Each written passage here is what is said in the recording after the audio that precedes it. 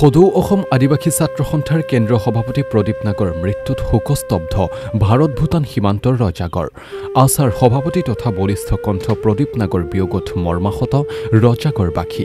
নেতাগৰাকীৰ মৃত্যুৰ পিছতে ভাৰত ভূটান সীমান্তৰ ৰজাগড় চাৰিআলি চকত পংকজ ডেকাৰ উদ্যোগত শ্ৰদ্ধাঞ্জলি অনুষ্ঠান।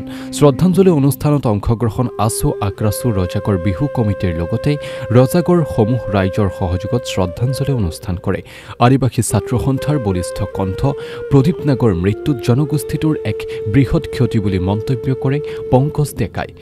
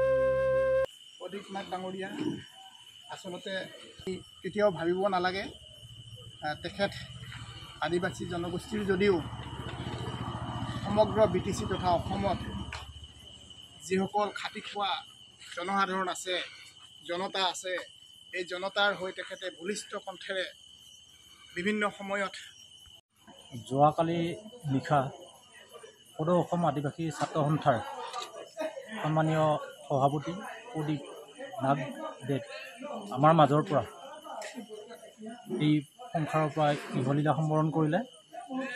সেয়েহে আজি ৰজাগড় চাৰিআলি চকত আমি ৰাজহুৱাভাৱে জাতীয় দল সংগঠন, পূব ৰজাগড় সমাজসেৱক সংঘ, ৰজাগড় ব্যৱসায়ী সন্থা সকলোৱে একত্ৰিত হৈ আমি ৰাজহুৱা শ্ৰদ্ধাঞ্জলি অনুষ্ঠান আয়োজন কৰিছোঁ। যিহেতু আদিবাসী জনগোষ্ঠীৰ এজন বলিষ্ঠ নেতা, টাইগাৰ বুলি অভিখ্যাত প্ৰদীপ নাগ বা ব্ৰজকণ্ঠ বুলি তেখেতক আদিবাসী সমাজে গণ্য কৰে, তেনে এজন নেতা হেৰুৱাই আমি মৰ্মাহত হৈছোঁ। কিয়নো তেখেতে যি নিষ্পেষিত শোষিত জনগোষ্ঠীৰ হকে দিল্লী দিছপুৰত টেবুল ফুকিয়াই যি জাতিটোৰ কাৰণে মাত মাতি আহিছিল, তেনে এজন নেতাৰ বিয়োগে সমগ্ৰ অসম তথা বিটিআৰ অঞ্চল আৰু আদিবাসী জনগোষ্ঠীৰ মাজত এক অশান্তিময় সৃষ্টিৰ হৈ পৰিছে। তেখেতে নিজৰ যি কষ্ট স্বীকাৰ কৰি কিনে জাতিটোৰ কাৰণে মাত মাতি আছিল, সেই সময়ছোৱাত তেখেতৰ যি দুৰাৰোগ্য ৰোগ, সেই ৰোগে তেখেতক এই মায়া সংসাৰৰ পৰা বৈকুণ্ঠলৈ ভ্ৰমণ কৰিলে। আচলতে আমি ভবা নাছিলোঁ তেখেত গুৱাহাটীত চিকিৎসাধীন হৈ থকা অৱস্থাত যথেষ্টখিনি উন্নত মানদণ্ডৰ চিকিৎসা হৈছিল আৰু সুস্থ হৈ উঠিছিল। পৰৱৰ্তী সময়ত যদিও দিল্লীৰ এখন ব্যক্তিগত চিকিৎসালয়ত চিকিৎসাধীন হৈ থকা সময়ত তেখেতে মৃত্যুক আঁকোৱালি ল'ব লগা এই খবৰটিয়ে সঁচাকৈয়ে সমগ্ৰ আদিবাসী জনগোষ্ঠীৰ লগতে সমগ্ৰ অসমখনক কন্দুৱাই থৈ গুচি গৈছে। আমি আশা কৰিম আকৌ যাতে আদিবাসী জনগোষ্ঠীৰ পৰা নতুন প্ৰজন্মৰ এজন যাতে আকৌ প্ৰদীপ নাগৰ জন্ম হয়, যি নিষ্পেষিত শোষিত জনগোষ্ঠীটোক আগুৱাই লৈ যাব পৰা বলিষ্ঠ নেতাৰ উদ্ভাৱন হোৱাটো আমি কামনা কৰোঁ। সদায় শোষিত নিষ্পেষিত জাতিৰ যি চৰকাৰখনে কৰিবলগীয়া কামখিনি নিশ্চয় হেমাহি কৰি থাকে, তেনে ক্ষেত্ৰত বলিষ্ঠভাৱে মাত মাতি আহিছিল তেখেতে। তেনে এজন নেতা হেৰুৱাই আমিও মৰ্মাহত হৈছোঁ আৰু তেখেতৰ যি আজি ৰাজহুৱা শ্ৰদ্ধাঞ্জলি অনুষ্ঠান আমি আয়োজন কৰিলোঁ আৰু আমাক সততে লগ দিয়া প্ৰতিগৰাকী সুশীত ব্যক্তিক ধন্যবাদ জ্ঞাপন কৰিছোঁ।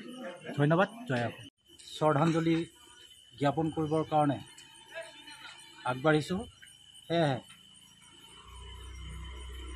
আমি কোকৰাঝাৰ সমাজসেৱক সংঘৰ হিচাপ পৰীক্ষক তেখেতক আমি বন্তি জ্বলাবৰ কাৰণে আহ্বান জনাইছোঁ। তাৰ লগতে সদৌ অসম ছাত্ৰ সন্থা ডিমাকুছী শাখা ছাত্ৰ সন্থাৰ সন্মানীয় সভাপতি ভাতৃপ্ৰতিম সপোন কুমাৰ ডেকা